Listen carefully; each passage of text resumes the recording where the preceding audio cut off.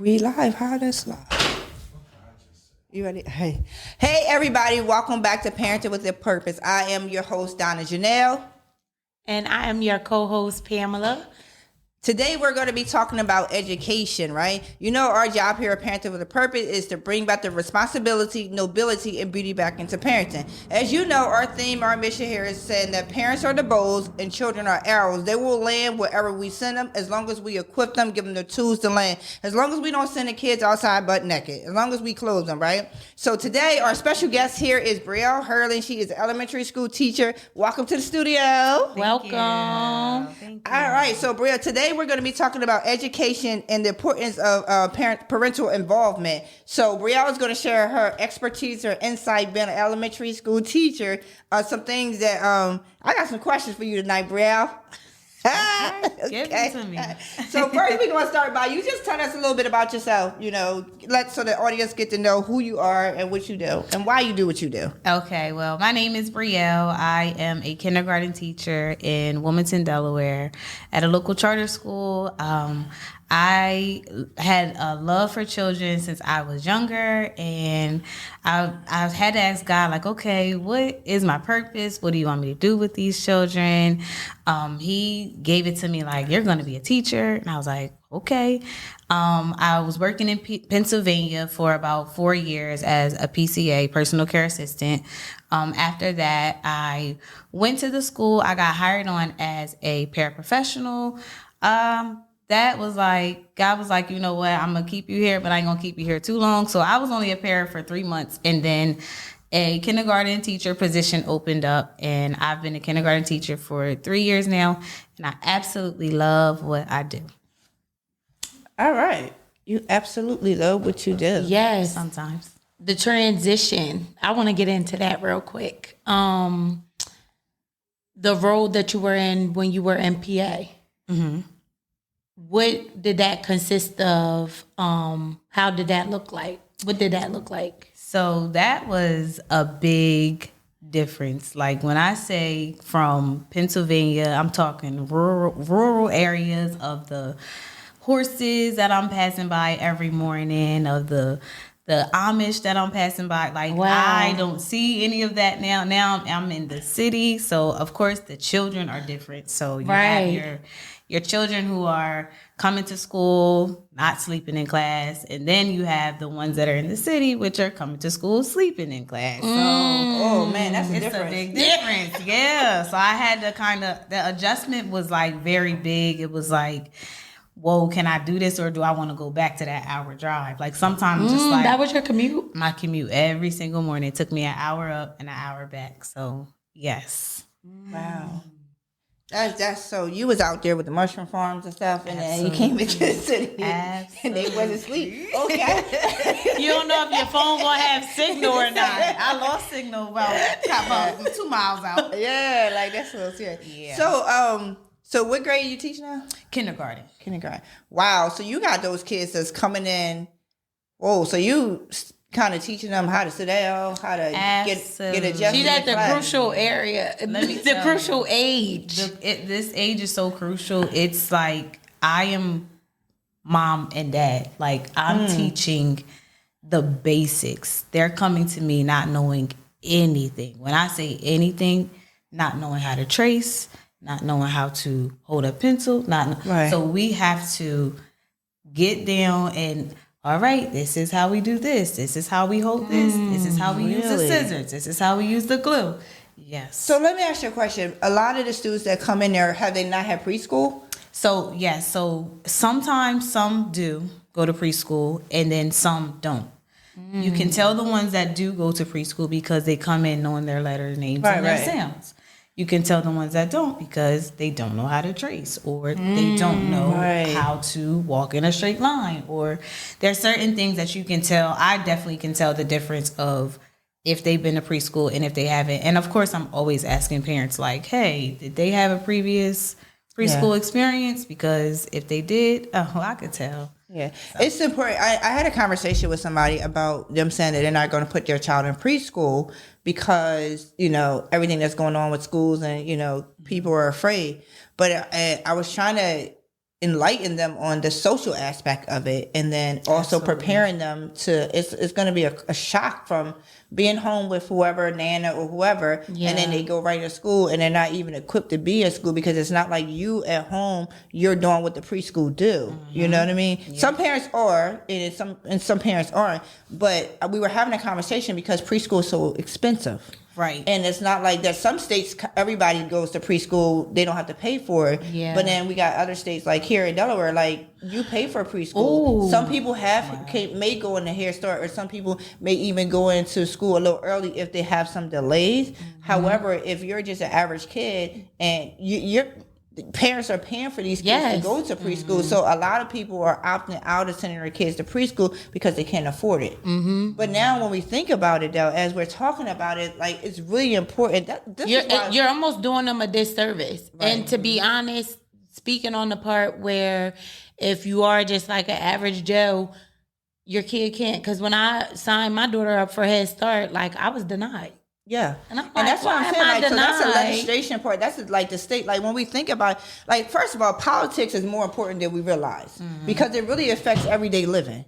You know, our local offices and stuff like that. Because when we think about it, like, somebody should be writing laws saying that every kid deserves a preschool education for free. Yes, not just those who they think economically, like, you know. Absolutely. Because I got other bills too. Like, you know what I mean? I got cars and, you know, house notes and stuff. So I think everybody deserves a free education, and it shouldn't be based on what your financial situation is. And unfortunately, a lot of states do not have money in their budget for our children. And then when they get in school, then they just don't know. So you just really... And then they suffer their first years. And when you think about it, most children get held back. Absolutely. Or they, you know, it shows up between that first and third grade. Yeah. And it's a big, so I could say from kindergarten, like, they lose it from... After that, it's like first grade, then second grade, then third. They're like out of it. It's just like, I know I taught you how to read when you left. Why are you not showing these teachers you know how to read? Like, it shocks me so crazy. It's absolutely crazy. But yeah. Well, that brings me to the point of one of the things I know. One of the things that we were talking about in your takeaway is about reading, how important. So let's get into that, because, you know, we just talked about from kindergarten to first, second, third grade, how there is like something. So that's deficient now, because you were reading here and then now you're not. So tell us how important it is for parents. Like, what we as parents, because we already said sometimes kids don't have preschool, right? So how do we prepare our kids for school? How do we prepare our children to be successful? And let's talk about reading first. Of course. So reading is fundamental. I will say that first. Reading to your child, it just opens them up to listening and hearing and understanding that letters make words and words make sentences. Yeah. I'm bringing kindergarten to y'all, right? Yeah. Let's keep it elementary. Let's exactly. go. That's how I say it. Like, they make words and then words make sentences, and that's how we read. So I say it's so important to just read to your child every single night. It doesn't even have to be a book. Having that conversation with your child when they get home, like, hey, how was your day? Did anything happen? How can I help you? Where can I start? Like, just having a conversation with them, it opens up and it broadens their vocabulary.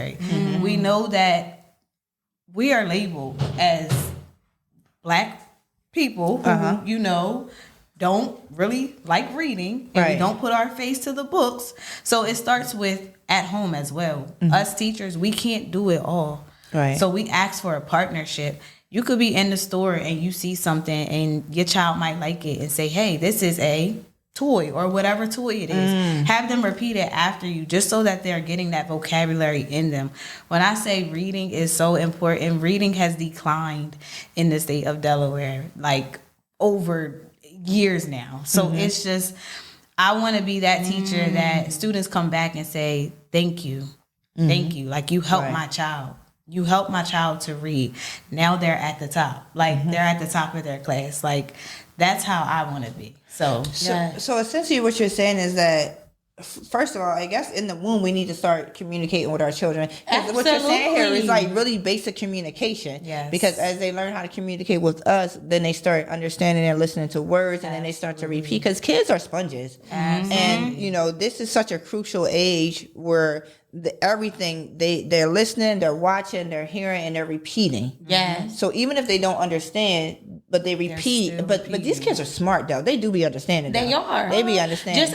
So that's funny that you said that. So talking to my grandmother like a while back, and she'll say like, "Oh, these baby nowadays they're so advanced, they're so this," and I was like, "It's not that children are advanced. It was that in your time, you guys like put a cap on what babies should be able to do and say and things like that, exposing them to certain things." I said, and then even when you talk to them in this language. It's little baby talk. And so if you would hear a lot of babies at that time, they are saying like goo goo gaga. But now you hear children saying real words, and you're like, hold on. No, that's what it should have been going on if you were developing that, like you said, in the womb, because it starts in the womb. When they letting them hear sounds, different sounds, reading to them, talking to them, letting them hear music, introducing it to them, letting them know this is what we're about to do. With Victoria, that's what I did from the time I found out I was pregnant. I started doing that from day one, like playing no games. I got her signed up with Imaginary, it's the library with Dolly Parton. Yeah. From day one, when she graduated from it, she was like disappointed. When you turn 5, they send you like a certificate and a graduation and letting you know you're departing from it. Right. And they've started your library for you. Oh, she was like heartbroken because she looked forward to going to the mailbox. She got to learn what a mailbox was from exposing her, what a mailman and a mail woman actually does for the community, for the world. So just starting right there, you're already exposing them to so much. Absolutely. Yeah, so what I'm hearing is like communication is that's the key to everything. Yes. I do remember getting like National Geographic's magazines in the mail, little kids. So I didn't know they still did that. I did they that just for my recently started back. They did that when my kids were younger. So I saw that. I was like, oh, I'm gonna get these for my god kids because that is so cool. That learning animals, learning like how history, like it's so many different topics and subjects, and I think that, like you said, like reading is so important, and we gotta communication, comprehension. Like parents are the first teachers. Absolutely, first teachers. So if they don't get a foundation at home, by the time they get to you in kindergarten, they behind. It's a wrap. It's a wrap. She said it's a wrap. It's not even they behind. It's so difficult, and they're suffering. Yeah. And then it's like so much work put on us, and then it's like they expect us to do everything, and I'm just like, no, we are humans too. Like we have lives outside of here too. So it's like we need you. This is a partnership. That part right there. This is a partnership. Yeah. Like, I tell that to my parents every day. Thank you for your partnership. Thank you for responding to my emails. Thank you for answering my phone calls.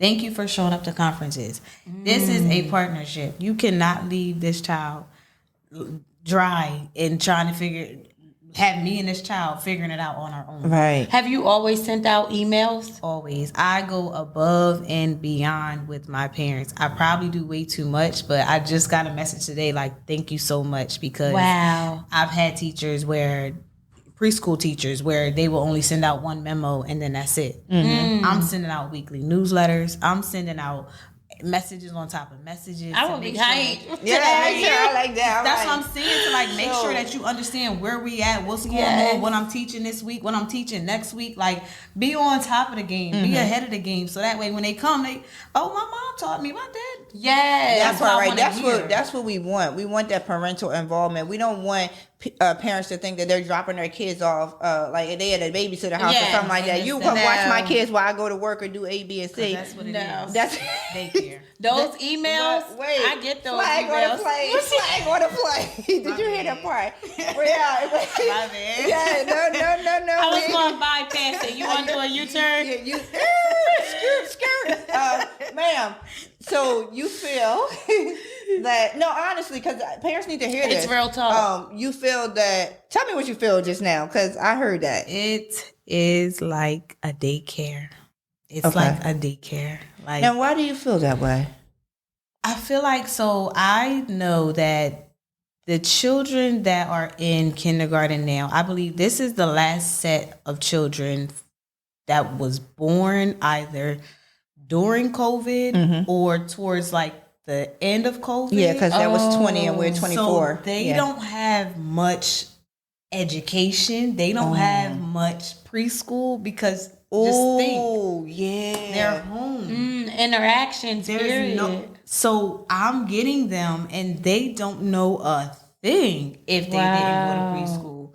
If grandma's just have them home eating up cookies and cream and not teaching them letter A, B, and C. Right. While they baking with them. Could be introducing it to them. But but you know what? You brought a valid point. We cannot forget about COVID. Let's not forget about it. We cannot forget about the effects because we're still living the effects of that COVID. threw a big flag on the plane. Yeah, so not only some parents couldn't afford to already send their kids to preschool, right? But then we got the parents that could because schools were online, but preschools were not. Nope. They were not. Probably wasn't even open. Yeah, they wasn't open. They definitely wasn't open. Wow. And they weren't. So now, okay, so you're getting like virgin The kids. last set of COVID kids. This is the last set. So next year it will be back to normal. I will have children that have been in preschool that know. Maybe because not everybody can afford preschool. Right. Maybe. Let's go back to that. So all right. So let's think about this. How do parents prepare their children for kindergarten if they have not had a preschool experience? Okay, so if they have not had a preschool experience, I would say so I would start off with at least knowing letter names and sounds. Okay. That's the biggest thing. Because once they come in knowing their letter names and sounds, it's so easy to move from that. Mm-hmm. I would say buy as many books as you can. Okay. Like load up on tons and tons of books, even if they can't read it. Like every time before I read, we always take a picture walk. Like we always look at the pictures and I'm like, okay, what do you think is gonna happen? Like they predict, they make a hypothesis about what the story is gonna be about. And then that gives them like the responsibility of after I'm done reading the book, they're like, we said that. Like, that's what we said. So they feel so excited. It's like, dang, I thought about that. So now I'm just going to start reading more books. And it makes them want to read when they hear that, oh, my mom just read this or my teacher read this and this is what we said. So picture walks are always amazing. Even if y'all can't read. Right. It's amazing. That's the best thing ever. Letter names and sounds, picture walk, reading to them, and I would say just get like workbooks, like dollar store workbooks. Like they come in. I have so many dollar store workbooks, flashcards. Just flash them, hang them up in the bathroom while they brushing their teeth. Like start working on sight words, like the words that we normally see every single day. Like those are things that parents can do to prepare for a kindergarten if they have not had a preschool experience. But if they have had a preschool experience, keep up on it so that they don't forget. Because you didn't remember, it's a summer. Right. A summer is about a couple months. They lose all that time of what they learned in school. You know what I see now, which, I'm dating myself because the internet and phones and stuff is all that. I know your eyelashes went all the way to the back of the ponytail right there. You say you dating yourself? Yeah, so when I'm thinking about it, I mean, because pre-internet days, I was alive. But what I notice now is that when I'm looking and observing kids, like wherever they are, they're on electronics. They don't have books in their hands. They don't, like, Parents are bringing, even when they come to the doctor's office, like they're not bringing them stuff like little puzzles to play with, little books to read about. I'm literally saying everybody has electronic in it, even at that young age. And me as a nurse, knowing the implications of them being 1-year-olds be time, like the screen time really does change the synapse in your brain. It really does change the brain structure and function neurologically. So I'll be like, yo, I can't believe this 1-year-old is on his phone like that. You know what? So go ahead. What you guys say? Chick-fil-A, their toys. Oh yeah. Chick-fil-A, yeah. They give out books, they give out crafts, they give out flashcards, and guess what? The back of the seat, I don't use that for electronics. I use that for her go-to pocket. Yeah. So I don't leave crayons because in the summer They melt. They come out. Yeah. So we have color pencils, many color pencils, and we have like pens with lids. Right. And different kind of notepads, different kind of books, or whatever it's in the whole pocket. activity I check it from time to time, make sure it's still stuff in there and different things. But even my nieces, when they get in my car, they're like, "Oh, forget these iPads." They throwing them because they're like, "Oh, what's in the pocket?" Because kids want to be stimulated. And Yes. First of all, whatever you give them, they're going to use. Like, you know. So go ahead, what you got to say about this? Because I'm telling you, I'll be so frustrated when I see all these kids with, first of all, these are computers. Like, Let me tell you what I tell my kids every day. You can do that TikTok dance, but you can't read. that part. Cause that's all they be doing on TikTok. And they be knowing the songs. And they know the dances, the songs. That's how you know they smart. Like, they smart, but why they can't read? Are they being made to read? What, they only going to do what they're exposed to. Right? So that's the thing. I seen a TikTok, the little girl, she had to be 4 years old, did a whole Sexy Red song. I don't even listen to Sexy Red. I think that's disgusting. But that's just my personal opinion. You know what I mean? Because it ain't even sexy, really. But what I'm just saying is, they don't get Flag on the flag. I'm just saying, like, because now you got people thinking that that's what the word sex is supposed to look like. Right. No. Yeah. So, but the kids, like, I seen it. I was so hurt that this kid was singing, and all the adults was like, yeah. They was going singing it with her. I was like, y'all.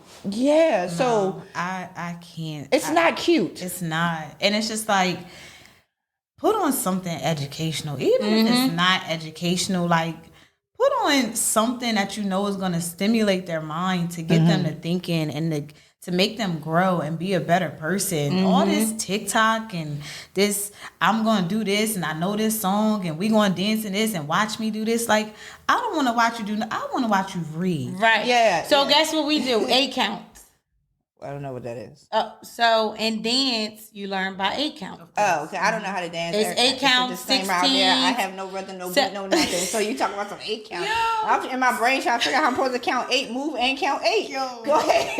So you make sentences doing 8 counts. You do a dance like doing 8 counts. So you find something that your child loves. You find something that catches their attention. So if you see that these songs are doing that, you put it into an 8 count or put it into something that you know will grasp their attention. Or the instrumental. Like, because a lot of everything is beats, right? I tell y'all. So you can cut the words. Yeah. And then you can have it set up where we're hearing this, okay, you got to give me a sentence or you got to give me a word. Whatever word you give me, I'm going to spell it. You spell it back. Right. I like those teachers. I've seen on TikTok, though, those teachers who actually, I guess that's what they're doing. They're singing like their alphabets or different things. To a beat. Yeah, I get it. I probably wouldn't have passed when I was little because I ain't got it. So, yeah. But for those who do, they're like, maybe if they did it when I was young, I probably would have learned how to have beats by now. Maybe it would have been beats by Donna Janelle. Like, I don't know. But, We got you. But I get that and I understand that. The importance of really, so basically, in order for our children to be successful, parental involvement is so important. And the key portion of parental involvement is communication. Yes. Absolutely. Intentional. Because we want to be effective at what we're doing. Because there's so many things that you teachers are going through, right? You know, I thought about one of the things that I was talking on the show last week, but y'all are dealing with behavioral issues, right? Because we're going to tap on that, behavior issues. And then it's hard for you guys to really kind of academics because you're dealing with the behavior issues. On top of it, I know that the most recent and the most scary thing is a lot of these school shootings that you guys are dealing with. And we're going to tap into that a little bit later. But how, as a parent, like our job is to make sure that you guys are able to teach our kids. So that starts at home. So I like when you said the foundations, like reading to your kids, communicate with your kids, be intentional. Don't sit your kids in front of the TV. Yep. You don't know, some of this stuff, I don't even be watching TV. You know why? Because I'm like, I can't believe you got this on this TV. They be off the hook. Like the commercials, like everything, and even if you're streaming now, because before when we had regular cable, they would put any and everything on there. But even now streaming, it's like if you got money to advertise, you can go anywhere. And even now streaming has even just been, you can't even filter as much as you wanted to, but streaming, so you can't leave the up to your kids with these devices because we don't know what they're watching, what they're learning, what they watching, but also what they hearing. So parents, watch what you say around your kids because they're going to come back and they're going to tell us. And they're going to tell us the real stuff. What they be saying, They be saying everything. I want to hear something. What they My mom went to the where? To the bar. Yeah. Oh, okay. They can tell you that story better than they can tell you Three Little Pigs. But, that part, flag on the fly. So we really got to be intentional of how, because I really believe, like, I feel like the societal issues that we have stem from non-effective parents. Absolutely. And that's where behaviors come from as well. Like I remember I shared a story before. It was like Victoria was having an issue with another little girl because basically she could see like your parents is showing up. Not just your mom, but your dad. Then you got grandparents, godparents. You got all these different people showing up for you. And I don't got nobody showing up for me. Right. So they have anger, and then that's how bullying happen. And people tease kids who parents don't show up. Like, parents, y'all don't show up. Your mom ain't nothing. She ain't never. I'm hearing some stuff like I've never heard when I was younger. Like, they bully these kids for parents and not being involved. Yeah. Absolutely. Like, it's crazy. So tell us what else. I know we talk about communication. How about routine and schedules? Like, how important is that for our children to be successful? Yeah, so I know at the beginning of the show we talked about getting enough sleep. So I know that some kids have like after school extracurricular activities, or parents will make them go to after school and make them stay until 6 o'clock because they need their time. Like, I get that, but also make sure that you have like a definite routine schedule when you get home. Like, okay, if you know when you get home, you got to cook.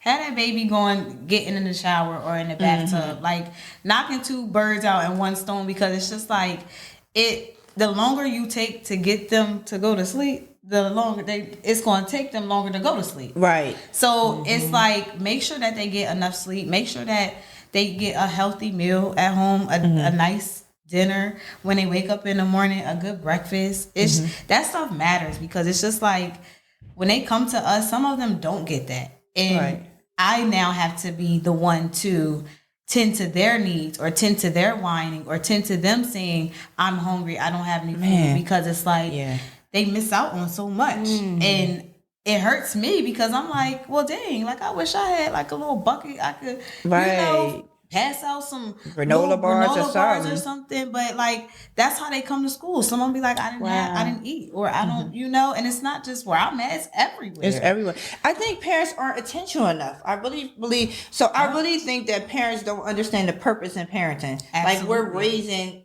children to be successful, right? So whatever success looks like in your household. And I think that they don't understand the foundational things. Like, a lot of times, a lot of parents are back to the old thing of food, clothes, and shelter, right? They're not intended to these children emotional needs, mental stability, and even, am I getting a nutrition meal? Because you can say, you can say you fed your kid and you fed them pure junk. I just had one of my friends as a preschool teacher, right? Director. Actually, she owns her own preschool. And I literally just wrote a letter for her about the dangers of oodles and noodles.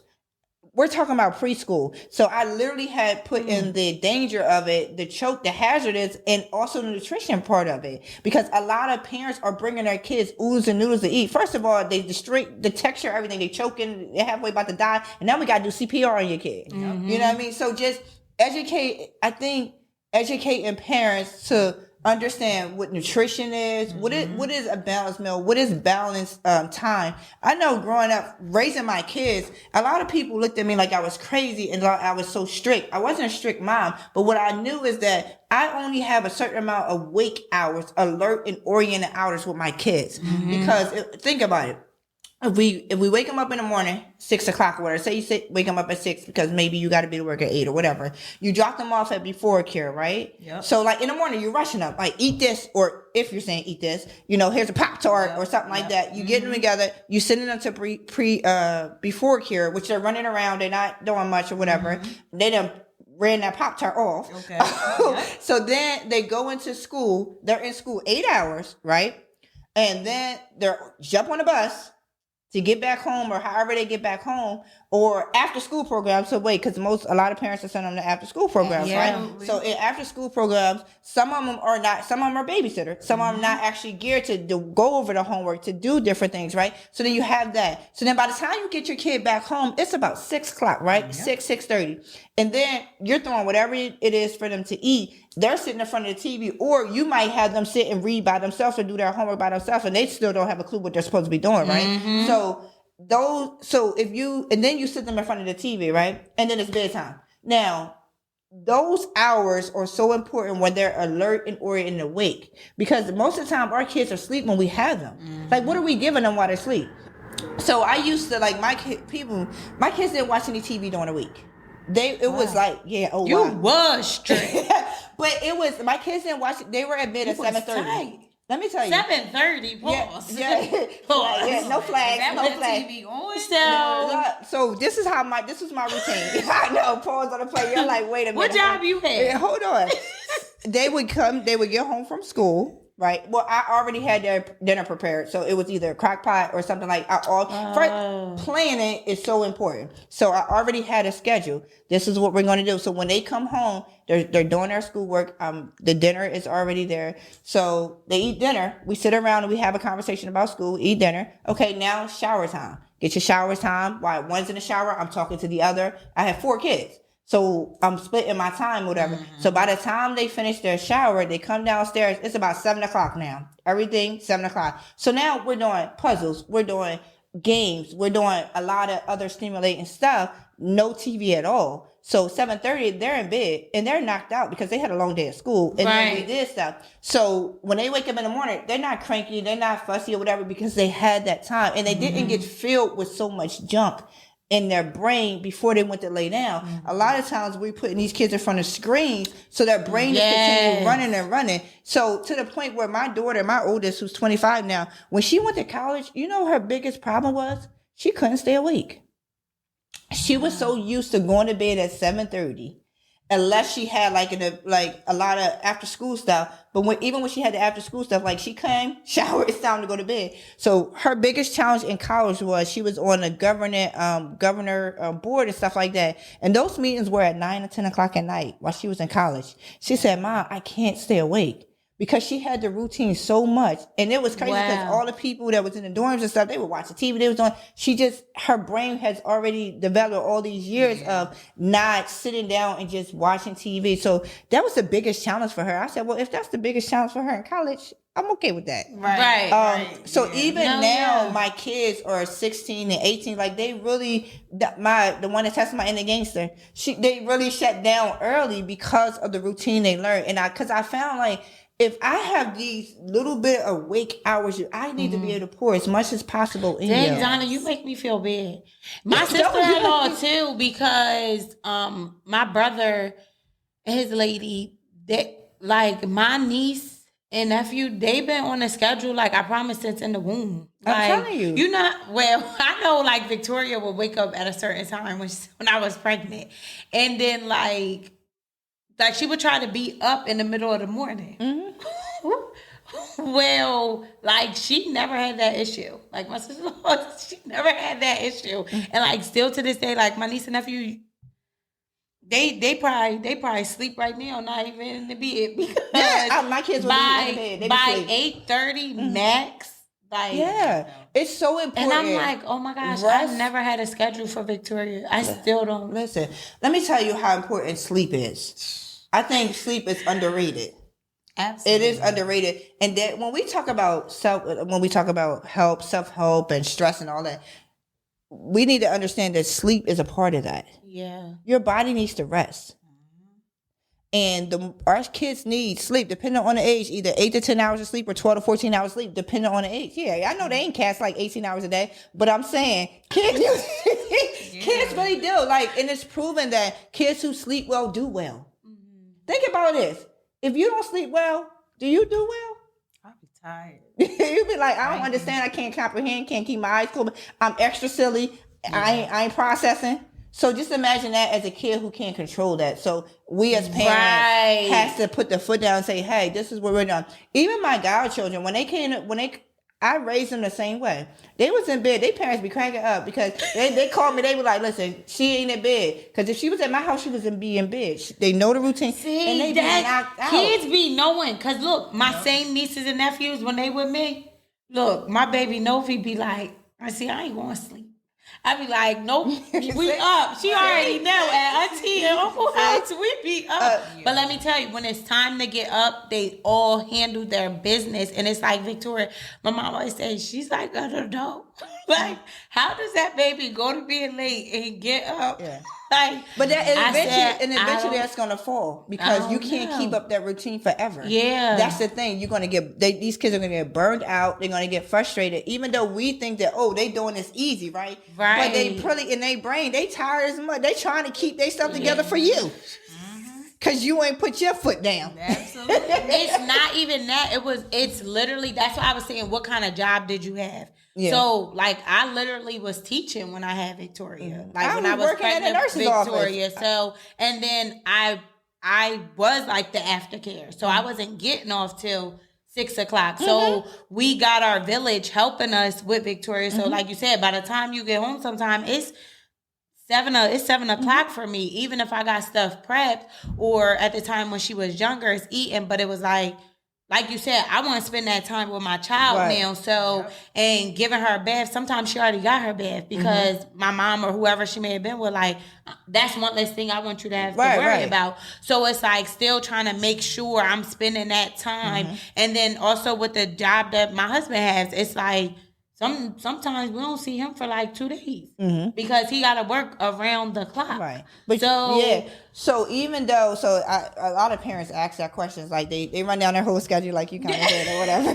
That's a little cute. So, but we find time to do what we need to do, what we really want to do and what's in our heart. So even villages are amazing. I love a village. You can't do this thing alone. Whether you're married, single, or divorced, you can't do it alone. But what I do know is that even that little bit of time that you spend to your child has to be intentional. Right. So even if you're not the one giving them a bath, but you're the one putting them to bed, let's talk. Like, my thing is that you're not sitting them in front of a television, sitting them in front of a computer and letting that stuff teach them, sing them, sitting in bed and stuff like that. No, you're being intentional. So even if your schedule is complex as it may be, we as parents still have to be intentional and finding that time to make sure we connect with our kids. Because when you ask a kid what is love, they spell time.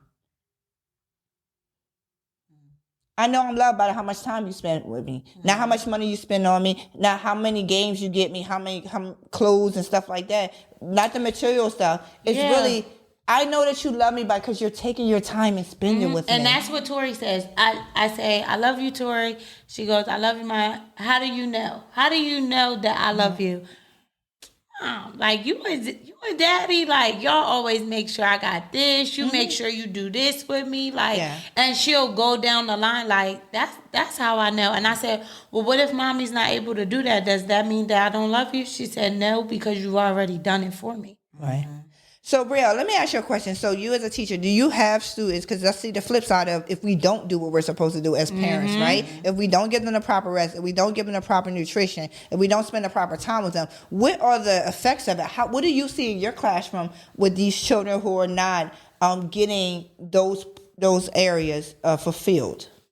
It just throws them off. Like, it will throw their whole day off. Like, let's just say they come in and they don't get breakfast. Last night, mommy had to work, right? Because we gotta work. Humans, we gotta work. We gotta pay the bills. It just throws their day off, and I feel like I'm like this. Like, I can read children, and I understand because when they come into me, first thing they do is give me love. Like, they give me hugs. It's first thing I do before they come in my classroom, I make sure I tell them good morning, and we always do a high five. Mm-hmm. From there, I can tell, okay, something happened at home. Let me call mom. Let me call dad. Let me see what happened. Because it lets me know, like, how their day is going to go. Right. I'm with them for 6.5 hours this whole time. I need to know and understand if something happened at home last night, this morning, if JoJo couldn't get cereal this morning and they really wanted cereal, but we got cereal here, let me go get them JoJo cereal. Right. So his day won't be so thrown off. Right. It's just the little things like that. Small things that count. Right. And they little. So it's just, even if they were bigger, it's like the small things that count. The conversations with them. Mm-hmm. The letting them know that, like, look, I'm here for you. Like, I got your back. Like, you feel me? So I think it starts there. It's just like, I can tell when they're thrown off or when, they're not going to have a good day. But it always turns out a good day because it's me. That's good.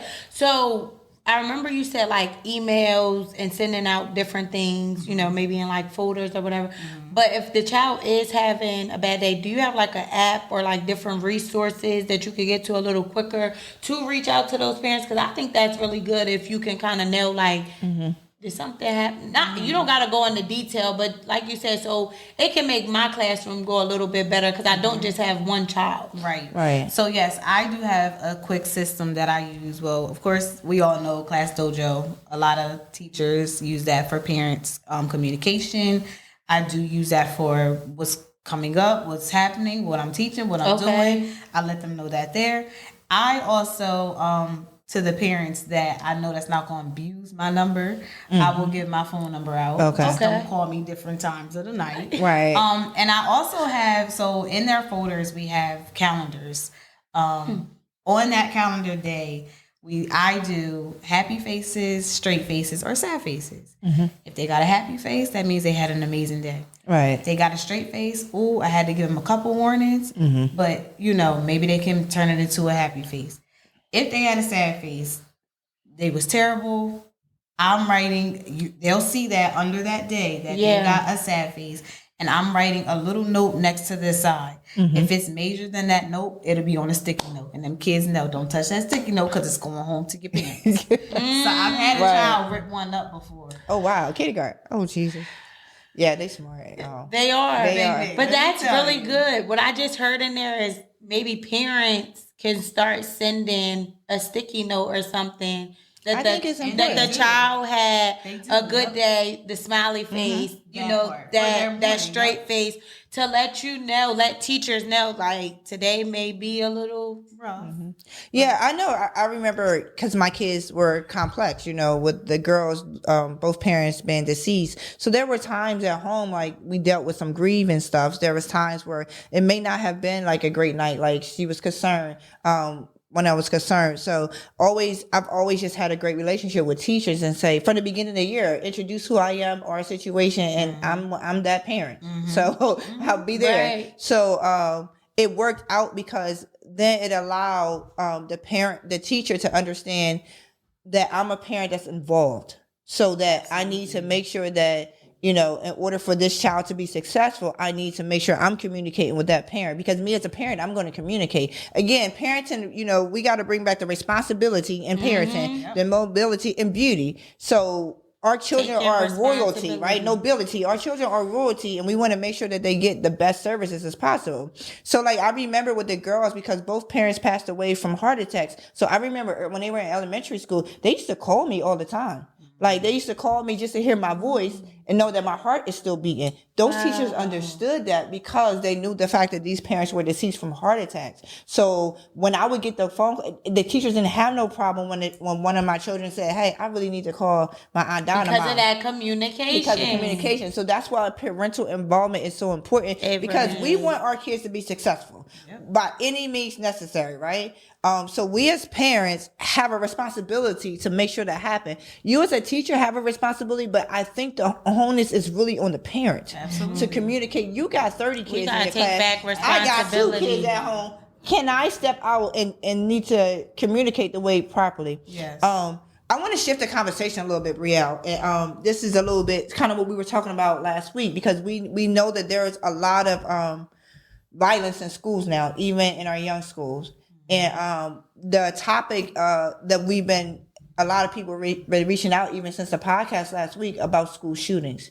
Well, recently we just had a lot of school shootings. Like, I mean, utterly ridiculous. I can't, like I said, by last Thursday, there were already 46 school shootings for the year, 46. And 24 people died and 370 something was injured, right?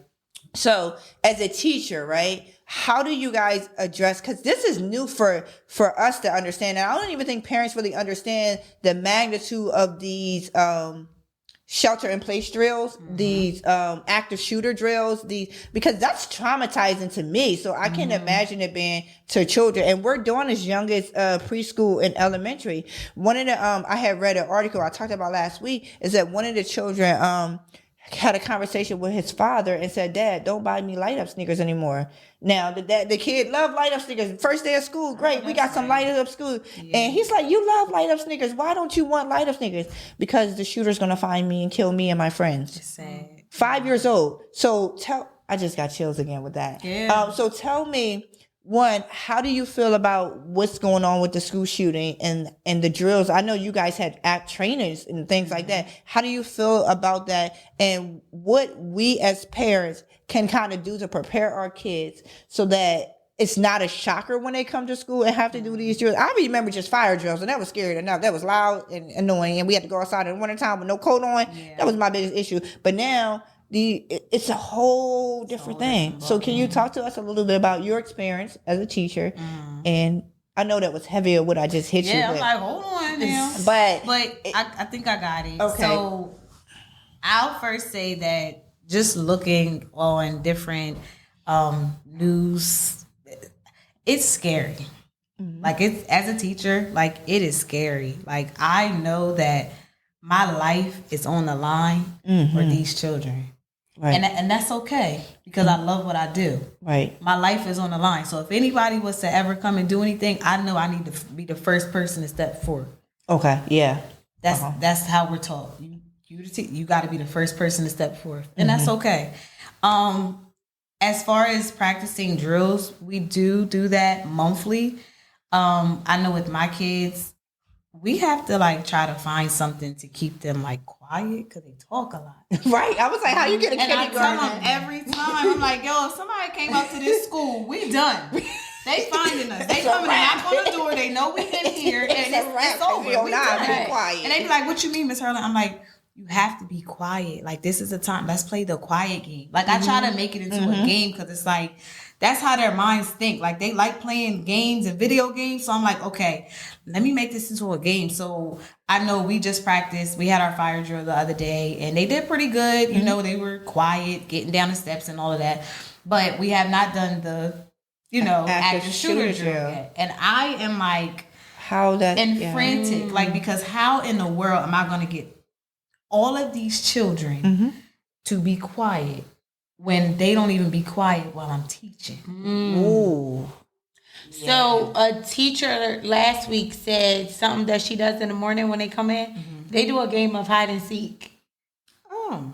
Yeah, she's teaching elementary as well. She's a kindergarten. Kindergarten, yeah. And they do hide and seek.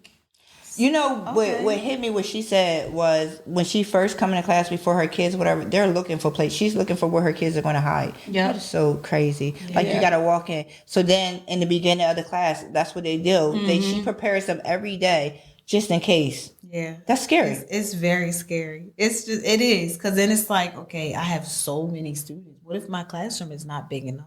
Right. Ooh. What if they're in the open, or my window is just slightly open that they can peek in and see? Yeah. Or what if one of my kids are so scared, crying, because they don't know what's going on, and now I have to be the comforter, but also hide us. Yeah. That's a lot to think about. And I think that one of those things that we as parents, we don't really know, because we're not in the school. So how do we prepare? So that's one of the other reasons parental involvement is important, to have a relationship with the teacher, so that, even doing a drill, you can say, hey, such and such didn't do too well in the drill. They had some problems or whatever. Because I know one of my daughters, the one that tested my inner surprisingly enough, did not like fire drills or those active drills. She really had a hard time. So I would always know what we had in the plan is that for them to let me know when they're going to do these drills so that I can prepare her too. So that it's not a whole big thing. And technically, like, you really don't want to do that. But if you know a kid who is so frightened from it and that it's really traumatic for them, like having that conversation. So the teachers were like on the calendar, such and such, and that worked out really well through elementary for her. But it's scary though. It is. I feel like as far as like a plan for parents, like just educate your children on it. At least that's the least. Speaking to them about it, like educate them on it. Let them know what it is. Let them know it could be anybody. Like it's not just. It could be anybody to come into your school. It could be anybody to come on that field while you guys are at a like anywhere. Anything can happen at any time. So just educate them. Have a plan at home. Like make a plan for your family. Like just like when I was younger, we did. If you got caught in a fire, stop, drop, and roll. Make a plan for meet at the tree over there. That's what I'm saying. Like make a plan for you and your children. That way they know when they come to school. Oh, I practiced this at home, or my mom or dad told me about this. Then they're a little more educated, and it's not like they're just looking at me like, what are we doing? What are you talking about? What's going on? I'm scared. And now there's my tears. Yeah, because a lot of parents, they watch the news. The kids hear the news. Like, these kids are listening, right? So the kids know what's going on. And I think that it's so important to educate them so that it's not something shocking or new to them. And I think one of the things that I hear from a lot of parents, though, is that it's too painful to talk about. It's too scary to talk about. I don't want to scare my kid. But I think ignoring right. You should be the one introducing it to them. To be the one to you should be introducing it to them. Because they don't want to bring up thoughts that they may not have already had. But I think ignoring it, it's a red flag. Yeah. Ignorance doesn't serve anyone. No. Especially our children. Absolutely. You said, no, don't leave you to just do it. I need a partnership. Like, because I'm thinking, like, you got like 30 kids in your class, and you trying to do all this, and then you have this, because we know, like, even when we talk about this shooter stuff, like, it happens in colleges, but most of it is happening through K through 12. So that's why it's so important to be, like, really having a conversation. We just seen last week. This week, it just happened in Wilmington. Yep. It was reported yesterday. Yep. Matter of fact, yesterday. So it's just like, even if you see something, what is your conversation with your child when they see something like that in school? Yeah. Because the whole thing about school is making it a safe place. Right. A safe environment for them to learn. Like, they want to feel safe when they're learning. Right. I want to feel safe when I'm teaching. I was going to say, like, you want to be able to go home to your family. You want to be able to Absolutely. Yeah. Absolutely. So really. And back to those conversations that you having around the kids. Absolutely. Yeah. Like, oh, if I get angry, I should do this to somebody. Right. Because they bullies. They bullying. Wow. So basically, as we wrap this thing up, we really need to be, as parents, we need to be intentional. We need to really take the time out and understand what our purpose is in raising our children. Yes. Like, our children are gifts. Yes, like, so how do you handle a gift, basically? Like, how would you want to handle that gift? Especially these gifts are very fragile. Right? So what are we doing to pour into the lives of our children? And if we don't know how to handle a gift, you kind of go back to the maker and try to figure out how I need to do this, right? Go back to the maker, and also go back to some of our old Parenting with a Purpose seasons and episodes, because we are here to help give resources, to give you that knowledge, to give you that information. We have this platform so you can ask questions, so we can get the proper resources, getting certain people on the show to talk about real life situations. So when we're speaking about parenting with a purpose, getting teachers, getting law enforcement, whether they're parents, they play the role of a parent, whatever it may be, we are putting these things out here to help not just ourselves, but our community and the world as a whole. This is very important to us. So even with this segment tonight, not even feeling like we're trying to beat up on the parents or anything, but really laying the map out of what it is. We have a teacher right here who's letting us know, help me to help you be a better parent, so I can be that better teacher, so we can have better children, so our world can really be a better place. Absolutely. Yeah, I agree. That was beautiful, Pam. No, it's so serious because when you look at every time something happens with our children, the first thing they say is, where were the parents? What was going on with the parents? And a lot of times we see in community resources, we see so many resources for our children, right? So that our children can have extracurricular activities so that they don't get into A, B, and C. But at the same time, what tools are we giving the parents? So that they can parent properly. I don't believe in that somebody should come and step in and parent for you. I think that we should help each other parent to the best of our ability. So I need to be able to give you tools and resources and partner with you so your child can be successful. Because, sometimes I hear a lot when people say, well, my kid can go to A, B, and C because they can't talk to me. Well, first of all, if your kid can't talk to me, that's a concern for me. I'm not coming in to be your child's superhero. That's not what we're doing. What we're going to do is figure out how we could work together and communicate to better parenting, because at the end of the day, our children are our responsibility. They are. And if we don't know how to if you don't know how to do something at your job, you're going to ask for help. Absolutely. If you don't know how to make some money, you're going to go figure it out. So as a parent, it's okay to ask for help. And I know a lot of us have built up these walls, especially parents in my generation. Like, I'm not asking nobody for anything. And, kind of like a nonchalant attitude, because when you were told no at that place where you were in your life, so you feel like, oh, I'm just not going to ask for anything. Like, don't do your child a disservice by continuing to feed that what is it, like, feed that thing that you resist. You get what I'm saying? That wound. There it is, right there, that wound. You feel me? You're being that storm and that rain to them for no reason. They don't deserve it. So again, we're here. Come get connected and be a part of our community, because what we don't know, we're willing to get it for you. Absolutely. As well as we're willing to get it for ourselves. Yes. Yeah. And I do want to say too, like, always, it's something like with pride with parents, and it's like they don't put their pride aside and they don't ask for help. So I say do ask for help, because when you ask for help, you get those services that your child needs, and it helps me in the classroom. Right. It's a weight off my shoulder.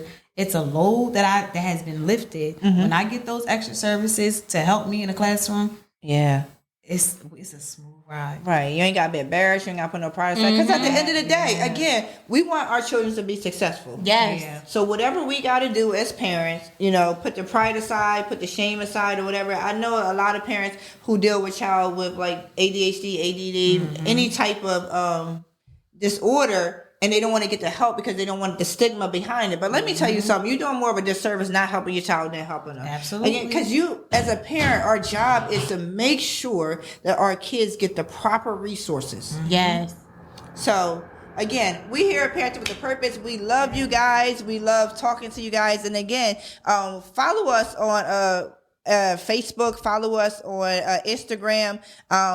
Follow us on YouTube. Just follow us and stay connected. So again, if there's something that you want us to talk about that we have not delved into, we definitely will bring the conversation. So we thank you tonight, Brielle, because you really opened up like this huge conversation that should actually be continued. Absolutely. Because we as parents don't really know what the teachers feel like or what they have to go through. We only know what we only know. Absolutely. So thank you. I think that you opened up eyes, even though my kids aren't as young anymore, but it really opened up my eyes to be able to communicate with other parents to know what you guys are dealing with. So we certainly appreciate you taking the time and keeping it real. Yes, absolutely. On Parental with a Purpose. Again, thank you guys for joining us with Parental with a Purpose tonight. I am your host, Donna Janelle. And I'm your co-host, Pamela. And we look forward to seeing you back here Thursday night for our next topic. what is our next topic though? I think we kind of still need to do this school thing a little bit. And also adding digital into it. Yeah, digital, because that's a whole nother topic. But whatever it is, we're going to be talking about next week. Trust me, you're gonna get it. You're gonna love it, and you're gonna get an eye opening, change some of our thinking as parents of what really is going on in the world. So again, we thank you guys for joining Parental with a Purpose. You guys have a great day.